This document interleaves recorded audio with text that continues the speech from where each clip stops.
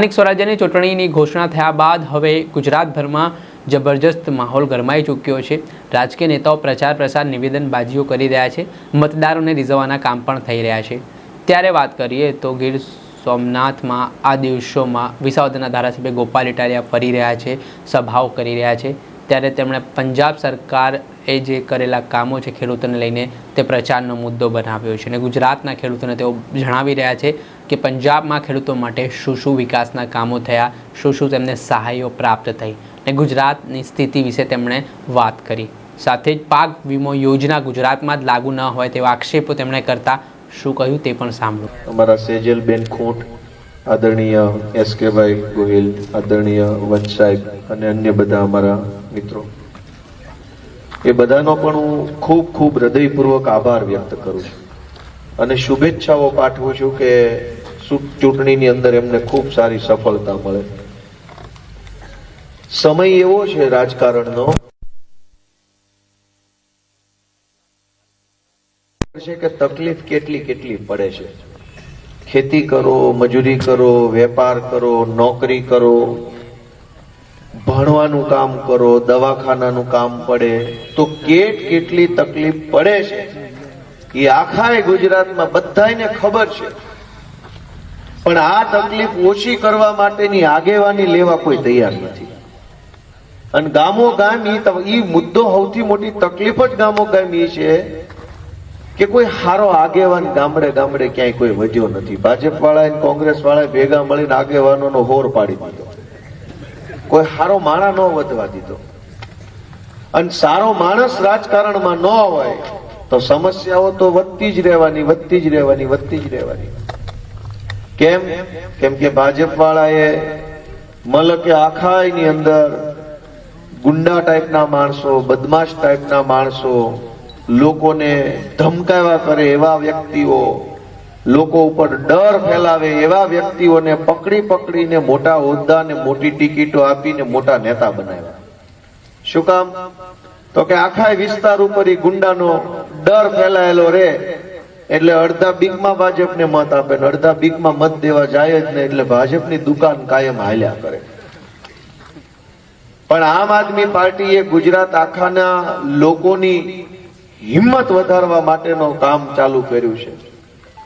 અમે બધા નાના માણસો છીએ, હું પોતે નાના પરિવારનો વ્યક્તિ છું, અમારા તો કોઈ ખાનદાનમાં ગ્રામ પંચાયતના સભ્ય નથી। એસકેભાઈ તો તોય સરપંચ તો છે કમસે કમ, અમે તો એવાય પરિવારમાં નહોતા। પણ જે દિવસે એવી ખબર પડી, સમજણ આવી કે બોલવું પડશે, હવે બોલ્યા વગર તો હાલે એમ જ નથી, તેથી બોલવાની શરૂઆત કરી। શરૂઆતમાં માઇક પકડતા નહોતું આવડતું, શરૂઆતમાં કોઈ અમને ઉપર બેહવા નહોતું દેતું, શરૂઆતમાં કોઈ અમને નેતા નહોતું માનતું, શરૂઆતમાં અમે કઈક બોલવી તો કોઈ અમારું સાંભળતું નહોતું। પણ સંઘર્ષ કરતા ગયા, અવાજ ઉઠાવતા ગયા, લડતા ગયા, લોકો માટે કામ કરતા ગયા, તો આજે એના જ લોકોએ મને ધારાસભ્ય તરીકેની જવાબદારી સોંપી। મારો કહેવાનો ભાવાર્થ એ છે કે આજ રાજકારણને સારા માણસોની જરૂર છે। ગુંડાઓએ આખા ગુજરાતની રાજનીતિ ઉપર કબજો કરી લીધો છે। વિસ્તાર વાઇઝ ભાજપે ગુંડા ઉભા કર્યા છે, વિસ્તાર વાઇઝ। તમે ગામનું નામ બોલો એટલે ગામને ખબર હોય, ઉના એટલે બધાના મનમાં આવી ગયું છે ગુંડો કોણ છે, આવી જ જાય। તમે એમ બોલો ગોંડલ એટલે મનમાં નામ આવી જાય, આવી ગયું।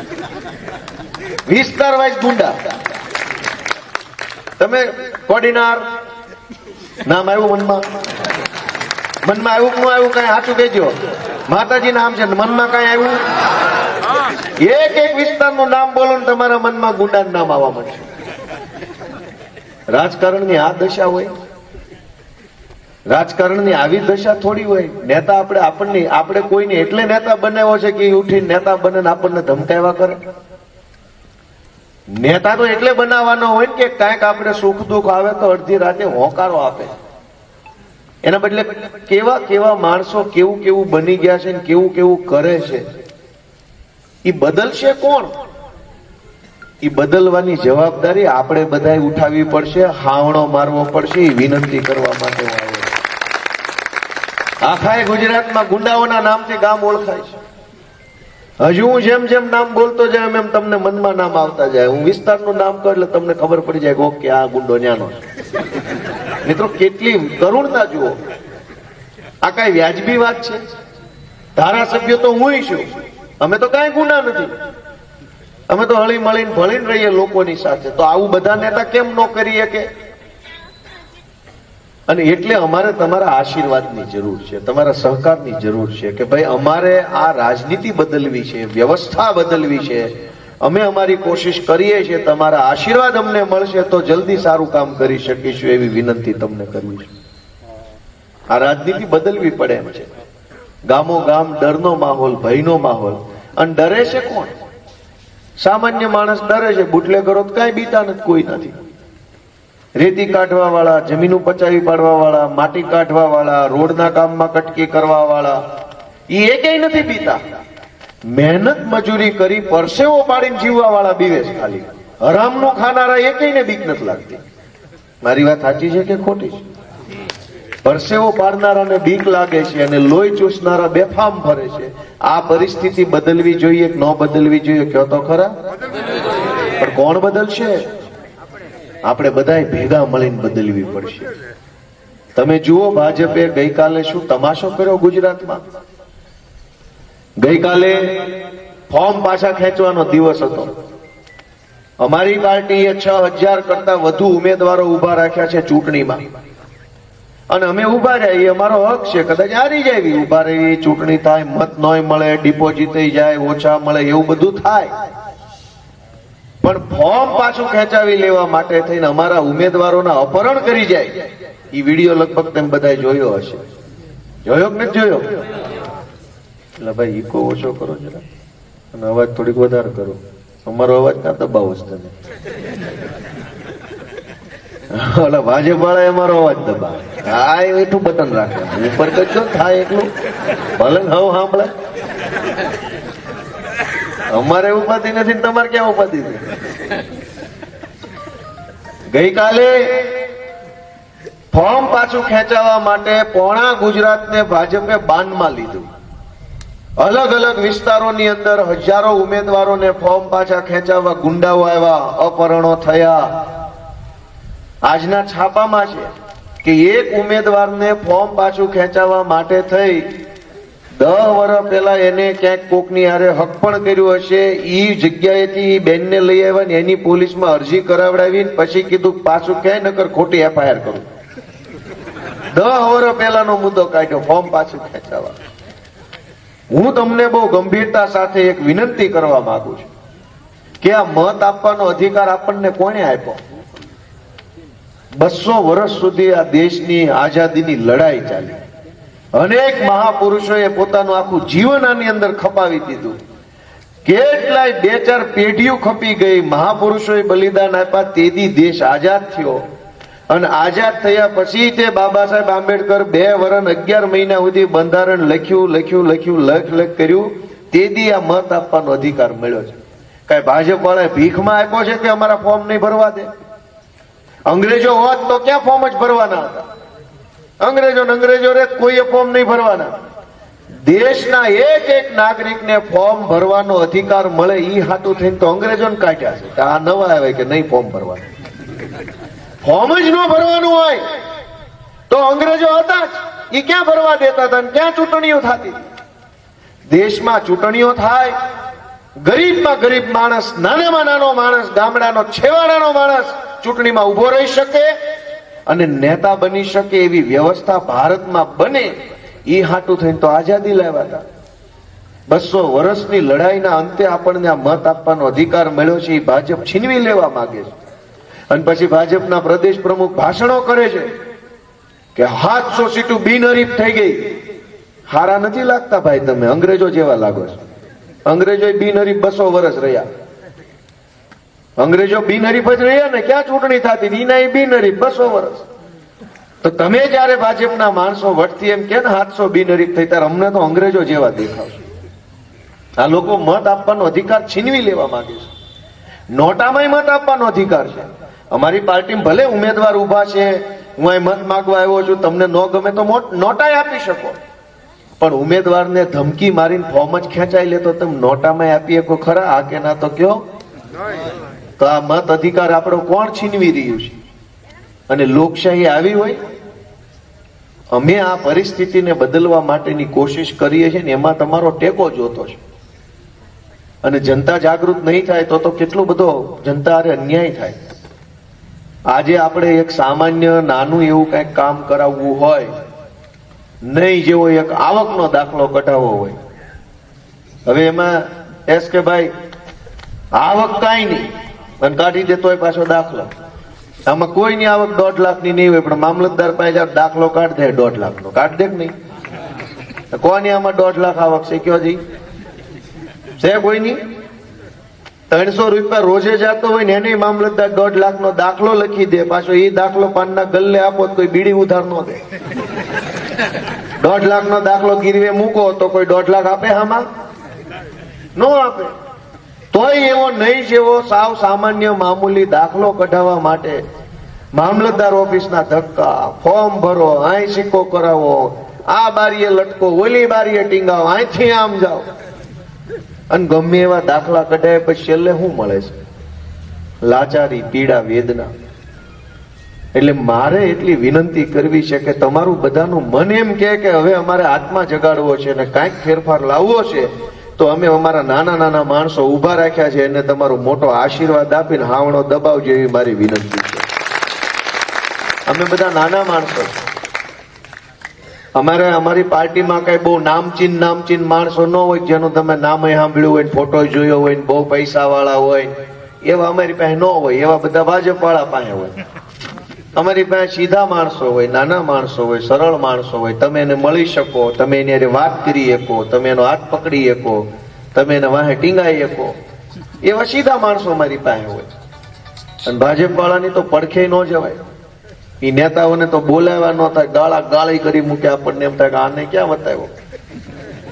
અમારી પાસે નાના નાના માણસો છે, એને તમારા આશીર્વાદની જરૂર છે. મને ભાજપ વાળા મેણા મારતા હોય ટીવીમાં, ઈ કે તમારા કે ઉમેદવારોને કે કોઈ ઓળખતું નથી, અને તમારા ઉમેદવારો બધા નાના માણસો છે. એટલે મારે એક વખત એવી ટીવીમાં એને કહેવું પડ્યું કે ભાઈ આમાં રામની પાસે છે ને વાનર સેના જ હોય, રાવણ પાસે ટોળું મોટું હોય, રામની પાસે તો શું હોય? 4-5 વાનર સેના હોય ને હાલે એમ નામ. પણ વાનર સેના જે દી વસૂટે ને તે દી રાવણની લંકા રહેતી નથી. આપણા દેશનો ઇતિહાસ છે. આ અમારા નાના નાના માણસોની સેના વસૂટી છે. 30 વર્ષથી લંકાની જેમ બેઠા છે ગાંધીનગરમાં. કેટલા દી ટકે છે અમે જોઈએ છે. રાવણનો નાશ ન થાય તો કેજો, કેમ કે નાનો માણસ હામો પડ્યો. અને નાનો માણસ હામો પડે ને એને પછી કોઈ રોકી ન શકે. નાના માણસની અંદર એવડી મોટી શક્તિ મૂકેલી છે ઈશ્વરે, આ ભારત દેશના સંવિધાને, કે નાનો માણસ જે ધારે ઈ થાય. હું તમને એનો એક દાખલો આપું. 2017ની સાલમાં ગુજરાતની વિધાનસભાની અંદર એન્ટ્રી લેવાનો મારી ઉપર પ્રતિબંધ આવી ગયો. ત્યારે તો હું રાજકારણમાં નહોતો, એકેય પાર્ટીમાં નહોતો. વિધાનસભાના ઈ વખતના અધ્યક્ષે મારી ઉપર પ્રતિબંધ કર્યો કે આ ગોપાલ ઇટાલિયા ગુજરાતની વિધાનસભાના મેન ગેટેથી અંદર નહીં આવી શકે. હવે 2017, 18, 19, 20, 21, 22, 25 સુધી આમનામ હાલ્યું, અંદર જવા ન દે. અને હું વિસાવદર ભેસાણની ચૂંટણીમાં ઉભો રહ્યો. અનેક નાના નાના માણસોએ, ગરીબ વ્યક્તિઓએ, ખેતી મજૂરી કરતા માણસોએ, અલગ અલગ જ્ઞાતિના આગેવાનોએ, સામાન્યમાં સામાન્ય માણસોએ મારું બટન દબાવ્યું, હાવણાનું બટન દબાવ્યું. અને પછી હું ધારાસભ્ય તરીકે ચૂંટણી જીત્યો અને વિધાનસભામાં ગયો તો આમ કંસની જેલના તાળા ખુલી જાય ને એમ ગેટ ખુલી ગયા. કોઈ રોકવા વાળો નહીં, કોઈ ટોકવા વાળા નહીં. ઉપરથી આવતા રહ્યો કહેતા, વૈયાવો, સ્વાગત છે, સ્વાગત છે. કાં સ્વાગત છે? તમે તો અમને 2017 થી નહોતા આવવા દેતા. સ્વાગત ક્યાં થઈ ગયું? પણ એક ગામડાની ખેતરની અંદર મજૂરી કરતા માણસે મારું બટન દબાવ્યું ને એટલે અમારી એન્ટ્રી વિધાનસભા સુધી પહોંચી. બાકી ગોપાલભાઈ ગમે એવો પલુકો હોય નો આવવા દે. તો અસલ શક્તિ છે ક્યાં? ગોપાલભાઈમાં છે કે ગોપાલભાઈને બટન દબાવે માણસમાં છે? ક્યાં છે શક્તિ? બટન દબાવનારા માણસની અંદર શક્તિ છે, તાકાત છે. એ ધારે એ માણસને ઉપર બેસાડી શકે ને ધારે એ માણસને ઘરે બેહાડી શકે. બોલવામાં, બાંધવામાં, લડવામાં, હિંમતથી અવાજ ઉઠાવવામાં હું હોશિયાર તો હોઈશ પહેલાય, પણ મારું બટન ન દબાવે તો એક તલાટી મંત્રી અમારું ન સાંભળે. પણ તમે બટન દબાવો, ભલે ગમે એવો ગરીબ માણસ હોય, બટન દબાવે. તમે જેનું બટન દબાવો ને એનામાં શક્તિ આવે છે. એનો અર્થ એ થયો કે શક્તિ જનતામાં છે, શક્તિ સમાજમાં છે, લોકોમાં શક્તિ છે. તમે નેતાને શક્તિ આપો ને એ શક્તિનો ઉપયોગ નેતા સમાજને દબાવવામાં કરે છે. અમારી આમ આદમી પાર્ટી એમ માને છે કે ઈશ્વરે તમને શક્તિ આપી હોય, બુદ્ધિ આપી હોય, બળ આપ્યું હોય, તો એનો ઉપયોગ જનતાની સેવા માટે કરવો જોઈએ, જનતાને ઉપયોગી બનવા માટે કરવો જોઈએ, જનતાને દબાવવા માટે ન કરવો જોઈએ. હવે તમે નેતાને મત આપો ને એનો એ નેતા તમને દબાવ્યા કરે, તો આપણી જ શક્તિથી આપણને દબાવવાની વાત થઈ. એનો અર્થ એવો થઈ ગયો કે ખોટા માણસોના હાથમાં શક્તિ આવી ગઈ છે. અમારી પાર્ટીની સરકાર છે, હું ધારાસભ્ય છું, અમારી પાર્ટીમાં ચૈતર વસાવાય ધારાસભ્ય. અમે તો કોઈને નથી દબાવતા, અમે તો ક્યાંય કોઈ દિવસ કોઈને કઈ, હા ભાજપ વાળા મળે તો સામે મોરો મોરો જ મટકાડી દેવાનો, એમાં કાંઈ કોઈ ઉપાધિ કરતા નથી. પણ જનતાને અમે નથી દબાવતા. જનતા હારે અમે કોઈ ધાક ધમકી કે ગાળી ગલોચ કાંઈ કરતા નથી. શું કામ? કેમ કે અમારી અંદર જે શક્તિ છે એ જનતાએ આપેલી શક્તિ છે. તમે આપેલા આશીર્વાદથી અમારામાં શક્તિ છે. અમે પોતે મહાન નથી, પણ ગુજરાતમાં વાંદરાના હાથમાં તલવાર આવી ગઈ છે. ગાંધીનગરમાં 30 વર્ષથી વાંદરાના હાથમાં તલવાર આપી છે. આપણી તલવારથી આપણા ડોકા કાપે છે. વાંદરાના હાથમાં તલવાર લઈને ક્યાંક હારા માણાના હાથમાં ઓપો, એવી તમને હું વિનંતી કરવા આવ્યો. તલવારમાં શક્તિ તો છે જ, પણ એનો ઉપયોગ શું? વાંદરાના હાથમાં હોય તો આપણા ડોકા કાપે, અને હારા માણાના હાથમાં હોય તો આપણું રક્ષણ કરે. વાત સાચી છે કે ખોટી છે? એની તલવાર હાથ ફરી જાય તો ઉપયોગ ફરી જાય. તમે આપેલી શક્તિનો દુરુપયોગ સરકારમાં બેઠેલા માણસો કરે છે. અને કેવી રીતે? આપણા વિસ્તારમાં તો ઠીક છે, પણ આમ આખા કાઠિયાવાડમાં પાણી નથી પહોંચ્યું. દારૂ ગામડે ગામડે પહોંચી ગયું. ગમે એવો કોરોના આવે, ગમે એવો તમારે અમેરિકાનું યુદ્ધ થઈ જાય, દારૂ કોઈથી બંધ ન થાય. તમારે મળે મળે મળે. જે ગામમાં સારી નિશાળ ન હોય, નિશાળમાં પૂરતા માસ્ટર ન હોય, એ ગામમાં બુટલેગર તમને મળી રહે. કેટલી અદ્ભુત વ્યવસ્થા ગુજરાતમાં સરકારના રાજમાં હાલે છે. અને સામાન્ય માણસને જે કાંઈ જન સુવિધાની જરૂર પડે એ ન મળે. દારૂ ઘરે બેઠા આવી જાય. તમે જ્યાં ફોન કરો ક્યાં આપી જાવ, ત્યાં આપી જાય. તો આવકના દાખલા એવી રીતે ઘરે આપી જાવ, સરકારી અનાજે ઘરે આવીને આપી જાવ, એક સહાય બહાયના ફોર્મ ભર્યા સહાય આપી જાવ ઘરે જેવા. એની હાટું લબડવું પડે. દોસ્તો, આ પરિસ્થિતિને બદલવા માટે થઈને અમે તો તમારી પાસે આશીર્વાદ માંગવા આવ્યા છે. અને જનતાના આશીર્વાદથી સરકાર બને તો જ જનતાનું કામ થાય, એ યાદ રાખજો. સરકાર બે રીતે બને. એક દમદાટી કરીને, ધોકા પછાડીને, ગુંડાગીર્દી કરીને, પોલીસથી બીવડાવીને, લલચાવીને, પૈસાથી સરકાર બને. એવી રીતે જે સરકાર બને, દમદાટી કરીને, ગુંડા મોકલીને, ધોકા પછાડીને, પોલીસથી બીવડાવીને જે સરકાર બને, એ સરકાર લોકો માટે કામ ન કરે. પણ જે સરકાર લોકોના આશીર્વાદથી બને, મત નહીં આશીર્વાદથી સરકાર બને, એ સરકાર 24 કલાક જનતાની સેવા માટે ખડે પગે હાજર રહેતી હોય દોસ્તો. અને એનો દાખલો હું તમને આપું છું કે પંજાબમાં આમ આદમી પાર્ટીની સરકાર છે, અને એણે હમણાં નિર્ણય કર્યો કે પંજાબમાં કોઈ પણ સરકારી સુવિધાનો લાભ લેવો હોય તો સરકારી કચેરીએ જવાનું નહીં, ઘરે બેઠા તમને એનો લાભ મળશે. આધાર કાર્ડ, ચૂંટણી કાર્ડ, રેશન કાર્ડ ઉર્ફે કૂપન, આરટીઓ ને લગતું કઈ કામ હોય, ડ્રાઇવિંગ લાયસન્સ કઢાવવા, લગ્નનો દાખલો, જન્મનો દાખલો, મરણનો દાખલો, વિધવા હોવા અંગેનું પ્રમાણપત્ર, જે કાંઈ પણ આવી સરકારી સુવિધાઓ છે એ લેવા તમારે સરકારી ઓફિસે નહીં જવાનું. સરકારના એક ફોન નંબર જાહેર કર્યો છે, એની ઉપર ફોન કરવાનો, અને સરકારનો માણસ તમારા ઘરે આવીને તમારે જે સુવિધાની જરૂર હોય એ ઓનલાઈન ટેબ્લેટના માધ્યમથી ડેટા એન્ટ્રી કરીને તમને આપી જાય. તમે બધાય મને કહો કે આ વ્યવસ્થા સારી કહેવાય કે ન કહેવાય? સારી કહેવાય કે ન કહેવાય? તો પંજાબમાં આમ આદમી પાર્ટીની સરકાર કરી શકે, ત્યાં ગુજરાતમાં હું કાંટા ઉગ્યા છે? નહીં કરે. શું કામ? પંજાબની સરકાર લોકોના આશીર્વાદથી બનેલી સરકાર છે, અને ગુજરાતની સરકાર બીવડાવીને ધમકાવીને લીધેલા મતથી બનેલી છે. મત ઈનો ઈ જ છે, તમે જ બટન દબાવ્યું હોય પણ તમે એક અંતરના ઉમળકાથી દબાવો અને બીકમાં દબાવો, બેયમાં ફરક ન પડતો હોય? અત્યારે અહીંયા બીકમાં સરકાર બને છે. હું તમારી પાસે આશીર્વાદ માંગવા આવ્યો છું. હું વિસાવદર ભેસાણથી જીત્યો છું. મને પબ્લિકે મત નહીં આશીર્વાદ આપેલા છે ને, એટલે અત્યારે આખા ગુજરાતની અંદર વિસાવદર વિધાનસભાનો ડંકો વાગી રહ્યો છે. ખાલી મત આપ્યા તો વાત ન હોય, આશીર્વાદ આપ્યા લોકોએ ખુલ્લા દિલથી. અને આમ તો વિસાવદર ભેસાણના લોકો પાસેથી અહીંયા આપણે શીખવા જેવું છે કે ભાઈ વંશભાઈ બધું કે આ ભાજપ વાળા બીવડાવ્યા કરે બધાને કે તમે આપની સભામાં ગયા હતા તો હવે મજા નહીં આવે, બીજી વાર જાશો તો મારી જીવન કો કેમ કે મજા નહીં આવે, તો હું તો એવો જવાબ આપું, મજા નથી આવતી એટલે એની સભામાં ગયા, તારામાં આવતી હોય તો તારામાં ન આવે. આપણે આમ આદમી પાર્ટીની સભામાં જાવ તો કે મજા નહીં આવે, મજા તો તરી વરત નથી આવતી. આમ આદમી પાર્ટી આવી પછી તો મજા આવે, તો પાછો તું કે એમાંય નહીં મજા આવે, ધમકી મારે આપણને. તમે જોઈ લેશું તમને. હું આમાં જોવાનું બાકી રહી ગયું છે, લુગડા વજાસ ખાલી હવે માણા ભાઈ, બીજું કાંઈ હજુ તો જોઈ લેવું, કાંઈ વધ્યું જ નથી જોવા જેવું તો હોય કે જોઈ લેવું તમને. પણ વિસાવદર ભેસાણમાં લોકો પાસેથી આપણે શીખવા જેવું છે, જે હું તમને વિનંતી કરતો જાઉં કે ભાજપ વાળા ગામ હોય ને, ગામ નાનું હોય એટલે ગામમાં બધાને એકાબીજાની ખબર હોય કોણ કઈ પાર્ટી મથ્યા કરે છે, એટલે થોડુંક શરમ આવે, કુટુંબના નાતે શરમ આવે, જ્ઞાતિના નાતે શરમ આવે. આપણી હાક હોય ને, જેમ કે મારી હાક છે ઇટાલિયા, એટલે ઇટાલિયામાં જે મોટો આગેવાન હોય એને મોકલે કે તમારા ગોપાલિયાને સમજાઈ દો એમ કે કેમ અમારી પાર્ટીને સામું બોલે વગેરે વગેરે. આ ભાઈની હાક વંશ છે તો એને વંશનો નેતા મોકલે.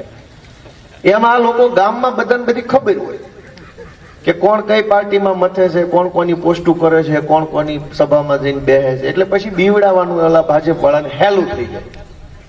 હવે અમારે વિસાવદર ભેસાણની ચૂંટણીમાં એવું થયું કે પબ્લિક બહુ હોશિયાર છે, ને એકદમ હોશિયાર. એને નક્કી કર્યું કે ભાજપની સભામાં જ જવાનું, ગોપાલભાઈ નહીં જવાનું.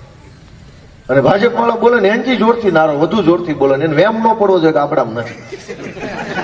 બોલો ભારત માતા જય એમ કરે, આપણે આ તો વધુ ભાજપ વાળો લાગે. ભાજપની સભામાં જઈ આવવાનું, જે ખવડાય ધરાય ધરાઈને ખાઈ લેવાનું, પૈસા દે તો લઈ લેવાના, ઓછા પડે તો માગી લેવાના, અને ચૂંટણીમાં હળું કરીને ઝાડું બટન દબાઈને ઘરે વહી આવવાનું. કોઈ ખબર ન પડે આખી ચૂંટણી આમ વહી ગઈ. ભાજપ વાળાને એમ કે ગામો ગામ આપણે સભામાં હકડે ઠઠ માણસો થાય છે, ઓહો માણા. પબ્લિક સમજી ગઈ છે કે આપણને કોઈ ધમકી હું કામ મારી જાય, એની જ સભામાં જઈને બેહવાનું, મત દેતી વખતે આપણે આપણી રીતે જોઈ લેવું. હવે ભાજપની સભામાં બેઠા કોઈ ધમકી મારવાનું નથી, કોઈ બીવડાવવાનું નથી, પોલીસ કઈ કહેવાનું નથી. પબ્લિક જોરથી ભારત માતા કી કરતા ગયા, ઝાડુ દબાઈ લઈ લે. 17,500 મતે હું જીત્યો. એટલે આવું કરવું પડે. એટલે હું તો તમને કહું છું, ભલે તમે આમ આદમી પાર્ટીની સભામાં બેઠા, કાલથી તમારે મત ભલે મને દેવાનું, તમારા મનમાં લાગણી થઈ આવે તો લોક મારી દેવાનો મનને, હવે ગોપાલભાઈ મત દેવો છે, અને ભાજપની સભામાં જઈને બેસી જવાનું, જોરથી ભારત માતા કી જય કરતું રહેવાનું. જે ખવડાવે એ ધરાઈને ખાઈ લેવાનું, 2 જણા લેતા જવાના હારે જમવા. એ ક્યાં એના બાપના પૈસાનું ખવડાવે, આપણું લૂંટીને તો લાવ્યા છે. અને પૈસા દે તો લઈ લેવાના, ધરાઈને લેવાના. ક્યાંય ઝપટમાં આવવાનું નહીં, હળું કરીને હાવણો દબાવવાનો. જો ગંદકી સાફ થઈ જાય ને મજા આવશે એવી ને એની વાત જાવ. જો વિસાવદરમાં ગંદકી સાફ થઈ, મજા આવી કે ન આવી? તો પછી આખા ગુજરાતને મજા આવી. ઈ પાછા ભાજપ વાળા મને કે આ તો હારા છેતરી ગયા. મેં એક ભાજપ વાળાને ખૂણામાં બોલાવીને 2 બીડી પાઈને કીધું તમે તરી વર્ષ છેતરી ગયા, એકવાર અમારો વારો ન આવે, હાલી નીકળ્યા છો. કાયમ તમે કેમ જ કરવાનું, પબ્લિક કેમ કર્યું છે કઈ એક કામ. અને એટલે હું તમને ફરીથી ગંભીર બાબતથી વિનંતી કરું છું કે ભલે ક્યાંય આપણે એસ કે ભાઈ ખોટું નહીં લગાડવાનું. કોઈ પણ માણસ ગમે પાર્ટીની સભામાં બેહે, ખૂબ સરસ, અભિનંદન, વેરી ગુડ, આપણને ખબર છે કે તું અમને જ મત દેવાનો, બાકી સભામાં ભાજપના જ જવાનું બધા. ઈ વેમ મારે એટલે ખોટા નકર એને માણા ઓછો થાય ને તો હારા ભૂરાયા થાય છે. અને પછી પોલીસ મોકલે ને ગુંડા મોકલે, પછી પાછા બહુ વાયડાઈ કરે. એ કરતા આપણે એની સભામાં માણા પૂરું થઈ જાય ને એટલે સાંજે માના વૈયા જાય કે ના રેડી છે, ગામ પેક છે પણ આંકોન આવણામ પેક છે કહેવાનું નહીં. આ કે ગામમાં આવવા મળવું નથી કે આખું ગામ પેક છે, એમ પેક તો છે જ ને, કે તમને કહેવાનું નથી. કેમ કે બહુ પીડા બહુ છે. 30 વર્ષ થવા આવ્યા, આજ અનેક છોકરાઓ આપણા નવી પેઢીના ભણેલ ગણેલ છે, એના હાથમાં રોજગાર નથી. ખેતી બરબાદ થતી જાય છે. ખેતી મજૂરી કરતો માણસ પાછળ રહેતો જાય છે. ભણતર ગણતરના ઠેકાણા નથી. ભાજપના નેતાઓ, એના મળતિયાઓ, એના પીએ, એના ડ્રાઈવર, એના હગાવાલા, એ બધા કમાય છે અને આગળ વધે છે. અને ગામ ક્યાં જાય છે? ગામ પાછળ ગતિ હાલે છે. હું તમને હજુ એક બીજી વસ્તુ કહું કે ગામો ગામ, હું તો કોઈ સનગડામાં ભાજપના નેતા કોણ છે હું નથી ઓળખતો. અડખે પડખેના કોઈ ગામમાં ભાજપનો નેતા કોણ છે હું કોઈ નામથી નથી ઓળખતો અને જોઈએ નથી ઓળખતો.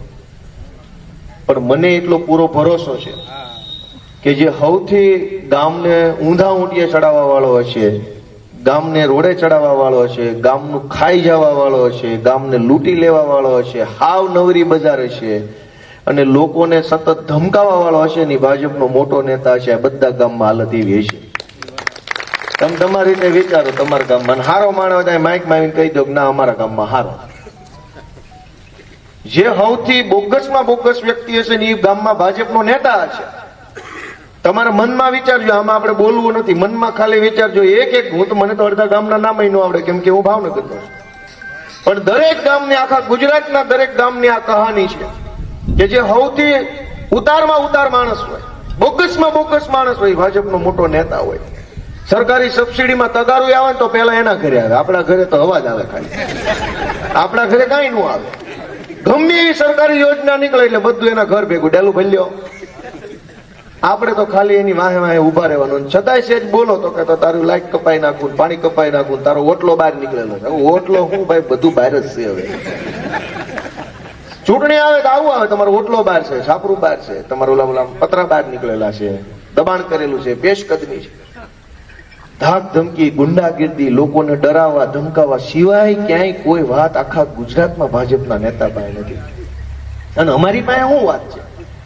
અમારી પાસે એટલી વાત છે કે ભાઈ સાહેબ બાપા અમે તમારી જેવા છીએ, તમારા જેવા પરિવારમાંથી આવ્યા છીએ, બળતરા લઈને રાજનીતિમાં આવ્યા, કંઈક સારું કરવું છે, મહેનત કરીએ છીએ, લોભ લાલચ કરતા નથી, વંડિયું ઠેકતા નથી, હિંમતથી કામ કરીએ છીએ. અમારી ઉપર FIR થાય, જેલમાં પૂરે, સોશિયલ મીડિયા ઉપર અમને ગાળાગાળીઓ કરે, ભાજપની આખી ટોળકી અમારી પાછળ લગાડી, બધું જ સહન કરીને છેલ્લે જનતા માટે લડ્યા કરીએ છીએ. અને એટલે અમારે તમારા આશીર્વાદની જરૂર છે. તમે આશીર્વાદ, તમે અહીંયા SK ભાઈને મત આપશો કે અમારા અન્ય ઉમેદવારોને મત આપશો, એનાથી પરિણામ શું આવશે કે ક્યાંક અમારા ચૈતરભાઈ વસાવાની હિંમત વધશે કે આપણી પાર્ટી જીતે છે, ક્યાંક અમારા બ્રિજરાજ સોલંકીની હિંમત વધશે કે આપણી પાર્ટી જીતે છે, ક્યાંક અમારા ઈશુદાન ગઢવીની હિંમત વધશે કે આપણી પાર્ટી જીતે છે, ક્યાંક પ્રવીણ રામની હિંમત વધશે કે આપણી પાર્ટી જીતે છે, ક્યાંક મારા જેવાની હિંમત વધશે કે આપણી પાર્ટી તો ઉનામાંય જીતે છે. તમે અહીંયા જે મત આપશો એનાથી ઉપર બેઠેલા બધા આગેવાનોની હિંમત વધશે, બળ વધશે, એનો આત્મવિશ્વાસ વધુ મજબૂત બનશે. તમે મને કહો કે આ ચૈતર વસાવા કે બ્રિજરાજ સોલંકી, ગોપાલ ઇટાલિયાનો આત્મવિશ્વાસ મજબૂત કરવો જોઈએ કે ન કરવો જોઈએ? એમના હાથ મજબૂત કરવા જોઈએ કે ન કરવા જોઈએ? તમને એમ હોય કે આ ચૈતર વસાવા, ગોપાલ ઇટાલિયા, ઈશુદાન ગઢવી, બ્રિજરાજ સોલંકી આવા નેતાઓ મજબૂત બનવા જોઈએ તો એના માટે બટન તમારે અહીંયા સાનકડામાં બેઠા બેઠા ઝાડુનું દબાવવાનું છે, ઉપર બધું મજબૂત થવાનું છે, મજબૂત થઈ જાય, ઢીલા પાડવાના છે, ઢીલા પડી જાય. તમારા હાથમાં એ શક્તિ છે. અને હું ખૂબ ખૂબ આશા સાથે, કેમ કે આટલી મોટી સંખ્યામાં આટલા મોડી રાત સુધી તમે બધા બેઠા છો, આમ તો ઊંઘવાનો ટાઈમ થઈ ગયો કહેવાય અત્યારે. રાજપાળી જે યુવાનો નોકરી કરતા હોય વોટ્સએપમાં, એની સિવાય લગભગ બાકીના બધા ઉઈ જાય.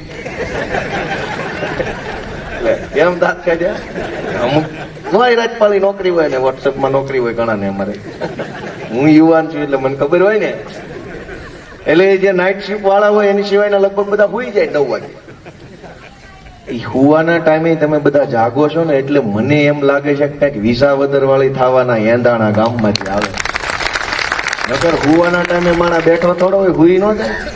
પણ હુવાના ટાણે જાગે છે એટલે એમ લાગે છે કે હવે ભાજપ વાળા અહીંથી મુઠ્ઠીઓ વાળીને ભાગે છે. આપ સૌનો હું હૃદયપૂર્વક ખૂબ ખૂબ આભાર વ્યક્ત કરું છું. ભારત માતા કે જય જવાન.